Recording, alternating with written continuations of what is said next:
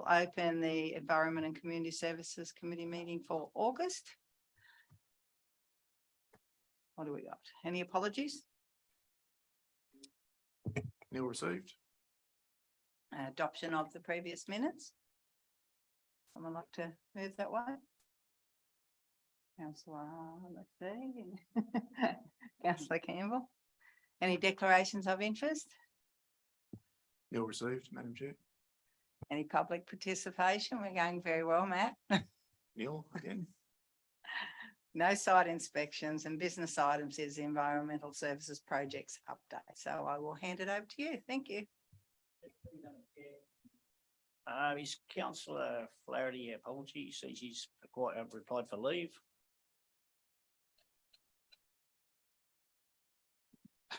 Sorry, councillors, as you know from the email I sent around last week, Councillor Flaherty is a member of this committee. She's also requested a leave of absence.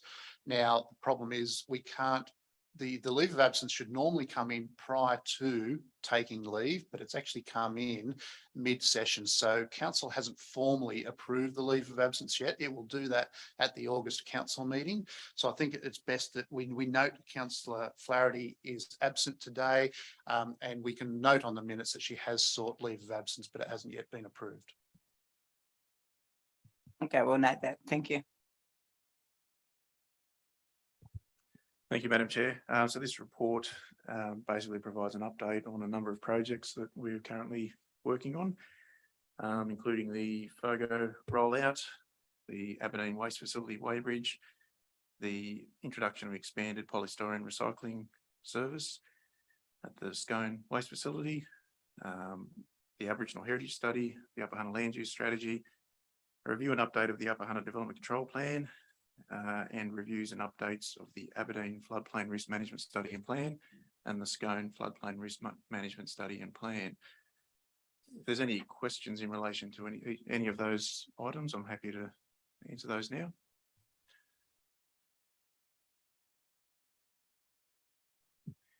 Thank you, Madam Chair.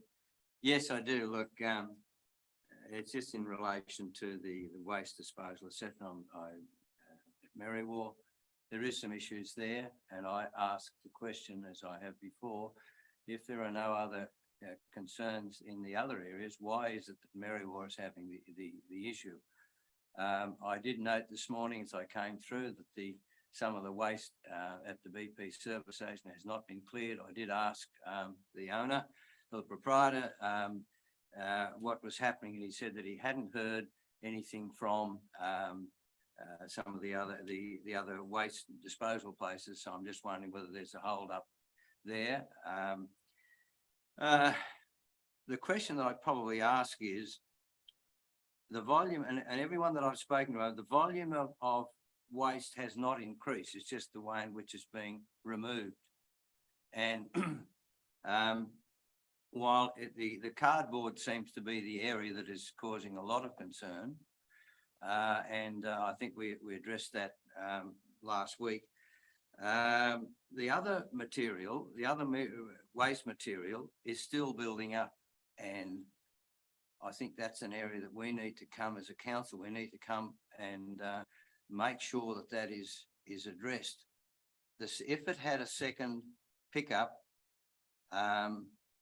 then it would appear to me, this is what my understanding, it would appear to me that problem would be overcome. The cardboard is separate because it's a lot of cardboard from some of the businesses. Matt, I ask for your guidance on that matter. Through you, Madam Chair, we're currently working with a number of business owners at Merriwar trying to address those issues.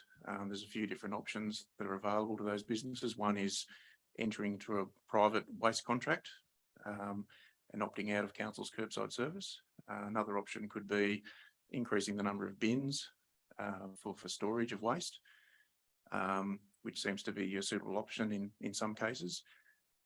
At the end of the day, though, our frequency has changed from, I think in Merriwar it was actually 2 pickups a week, at least 2 pickups a week.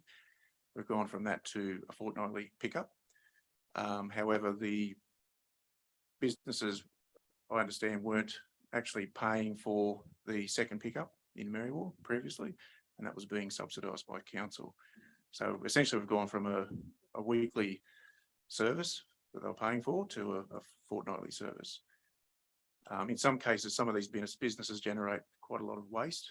And I think in those cases, they need to look at other options such as a private contract for those volumes. Our curbside service really isn't designed for huge volumes of commercial waste. We have visited a number of businesses, and we have been speaking to our curbside contractor, J. Richards, looking at options for things like cardboard collection and those sorts of things as well. Yeah, thank you, if I may, Madam Chair, just further to that. In discussion also, if we had a skip bin, where would it be placed? Would it be placed on the street, which is a little unsightly anyway? But if the businesses were, I'm not asking for the free, and I understand that, and the people that businesses I've spoken to understand that they were getting a free second pickup. If they were to pay for a second pickup, so that would go back to the weekly pickup, I'm wondering whether that would overcome many of their problems. Now, is that a possibility? Can that be? The business would pay for a second pickup, not a free one. Is that something we can investigate? Through you, Madam Chair, it is something we have spoken to our contractor about. At this point in time, it's probably not viable, not a feasible option. We are looking at other options, as I said before, initially, and we'll see how they go. Yeah, Madam Chair, the green waste, I don't think really is a viable option out there at Merriwa or Cassilis, because there's just not enough generated. And while it may work in other towns and areas, I think it's a great initiative. It really is that removal of that waste. I think that the cardboard, if we can get that, as we looked out there, and inspected at Merriwa, there's a heck of a lot of cardboard. And that was one of the problems that was generated at the old tyre service, was the volume of cardboard. Now, that particular business has changed hands, but they are not generating as much because that they didn't, they're not selling the same equipment that generated such a lot of that. So that, but it still is the problem. And can we expedite this, because it's this process of however we've got to go, we've got to come up with something more positive than what we've got now. And so I'm just asking, can we just investigate that and expedite the process? Through you, Madam Chair, I might ask the director a more direct question. If the cardboard becomes the issue, that's part of the recycling stream that is currently picked up on a fortnightly basis. I believe while it's difficult to get 2 services a week, there would probably be an easier solution to get a recycling service weekly, because it's already being serviced weekly for the 2 halves of the town. Is that a more viable solution if we were to look at an answer to the cardboard issue? Through you, Madam Chair, yes, we can certainly look at that to see if that's an option. But as I said before, the businesses I have looked at, the quantities of cardboard are quite significant and would exceed something that a curbside service could offer. So, from what I've seen, however, we can look into other options. That's fine.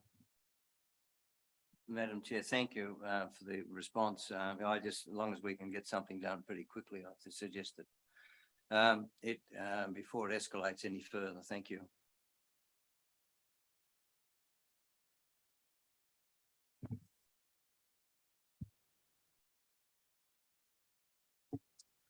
All right, thank you, Madam Chair. Just in relation to the Upper Hunter Land Use Strategy update, you'll be aware that we have undertaken a survey throughout the Shire, asking landowners within existing investigation areas identified in the strategy to indicate whether they want to continue being identified as an investigation area. We've also requested expressions of interest. We invited expressions of interest from other landowners that may be interested in rezoning the land in the future, so they can be considered as part of the land use strategy. We've actually extended that survey throughout August to give all landowners across the Shire an opportunity to nominate a site or nominate their land for potential rezoning, and we'll look at that as part of the review. Matt, are you getting much of a take up on that? In We have relation received, to- we have received quite a number of Oh, good. completed surveys, so there's a fair bit of interest out there. I've just handed out some correspondence we've received from Ms. Karen Full-James in relation to the survey and the land use strategy. So Ms. Full-James is just wanted to bring to your attention the fact that there are investigation areas in the land use strategy that have been endorsed by the Department of Planning, and there's other investigation areas that haven't been endorsed. So all the priority investigation areas have been endorsed by the department, but the preliminary investigation areas have not. So I believe Ms. Full-James wanted to bring that to your attention and make sure that we consider that as part of the review, that fact. I've actually handed out another document which is off our council's website, which shows that we do acknowledge that some of these investigation areas have not been endorsed, and that's quite clearly stated on our website already. If there's any other questions about the land use strategy, happy to answer those. Councillor Campbell. Thank you, Madam Chair. Yeah, is this, in other words, it would seem that you speak to builders that they very much need some more building blocks in Scone. And I'm just wondering whether this strategy that we have will help alleviate that. And the other matter is, of course, that Mrs. Full-James didn't go on the land, fill in the survey. So just where does the not the protest, but the letter stand in regard to that? Is it, well, I don't know, where does it stand? That's all. Through you, Madam Chair, I think it's quite clear from Ms. Full-James' correspondence that she doesn't wish to be considered for any rezoning. She has concerns about the protection of agricultural land throughout the Shire, and she, yeah, I guess she's asking council to be considerate of that fact that we need to protect agricultural land when we're, looking at the future growth of the Upper Hunter. Madam Chair, look, I agree with that too, especially the protection of agricultural land. But we do have to, and that's why I'm so supportive of proper planning in the rezoning, et cetera. Otherwise, we will encroach. But is this study addressing that issue really? What we're after, protecting agricultural land, but also allowing for building blocks, more building blocks for the building, especially in Scone. Through you, Madam Chair, yes, it certainly will. We will consider both of those issues. Thank you. Does anyone want to raise any of the other issues? There's quite a few items that are listed there today. Yes, I do, Madam Chair. Okay, let's go. Please, thank you. Look, just on page 2, and I refer to the landfill closure plans at Merriwa and Murrurundi and Scone, and these things are going to take place. There has been some suggestions that or in other words, does council have any input into how these facilities are going to be implemented? In other words, the design of them to prevent the waste being blown around by wind. That's one of the biggest issues at Merriwa. I'm not sure about Murrurundi, but is there? There's been some suggestions of having a shed, etc., over there, which are all practical. Will they address that issue to stop the waste being blown around by wind? I don't think there's the objection to the actual way in which the waste is being handled, but it's just the fact that if environmental winds, etc., just come there and that these it just becomes a state of absolute mess. Does council have any input into that of how these sheds are going to be built, the waste facility? Through you, Madam Chair, I believe councillor Kemba, you're referring to the transfer stations rather than the landfill closures. Is that correct? Well, the How they're landfill managed? closures are going to take place. They have to, which we all have our own idea about that, but that's something that has to happen. But I'm talking about the transfer stations. Yes, the new transfer station. How can we address that? I know that was an amendment to what was the resolution for council, I think last council. In fact, I put that up and was supported.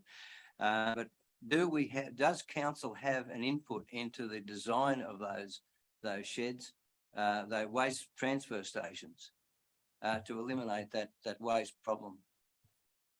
Through you, Madam Chair, we're not proposing any sheds at this stage. What we're proposing is an open area with skip bins essentially and bays. All waste will be managed in such a way that it won't be blown about. We'll have measures in place to stop wind blown litter, and the sites will be supervised as well. So I think you'll find these sites will be managed very well, and they'll be quite clean and tidy, and there'll be minimal impact. Thank you. That will be a big issue, and I'm hoping that will happen, because the principle behind the waste, the centres is good. So that will be the big issue, especially our way. But thank you for your answer. Did you want to say? There you go. Councillor Coles? Madam Chair, Matt, those bins will have lids on them at the transfer stations. Through you, Madam Chair, that's correct. They'll be covered. So Yes. you drive around the whole Shire and there's many skip bins around the Shire. Do you see rubbish around them? It's a learning curve. You take your rubbish, you close the lid. The rubbish can't get out if the lid's closed. That's right. Through you, Madam Chair. There may be times where the lid is off, obviously, for people to deposit their waste, but they'll certainly be covered, after hours and those sorts of things to minimise windblown litter. Madam Chair, if I could just add to the answer in regard to the question from councillor Campbell. I inspected the site last week. I was out in Glengall Road and the proposed site in the industrial area. It's fully fenced at present. It's also surrounded on at least 3 sides and partially on the 4th side by vegetation. So there's a ring of trees around there. So it's already well protected from wind in regard to just normal wind. As Mr. Pringle said, there'll be further controls in place with lids on bins. So it'll have to be something that we manage and monitor, but it's certainly not intended that the site will become like an open landfill. It'll be well managed, like many other sites where material is taken to and disposed of and controlled. It'll have the same controls as those others. Thank you, Madam Chair.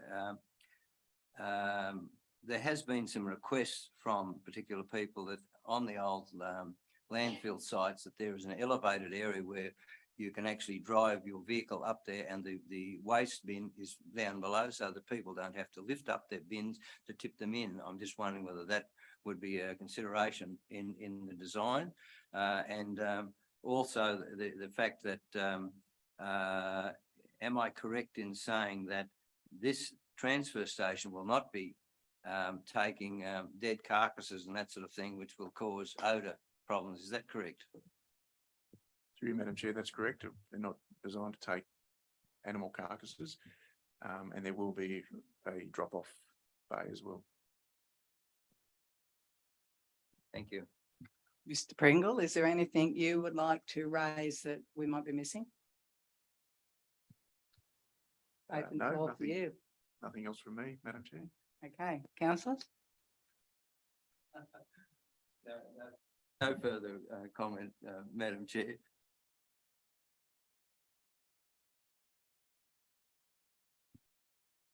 Don't know if I've got a mover for note the report. We need a mover. Someone like to move, or did we? Did we get a mover? No, Alison, sorry, councillor McPhee. All those in favour? Against? Carried. Do we have any councillor questions?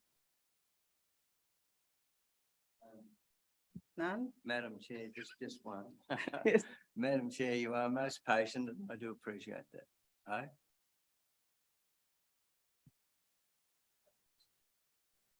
Still on the agenda. That's all right. Sorry, no questions. You have to put them in notice. Well, if there's nothing further, that's the end of our meeting. Thank you very much.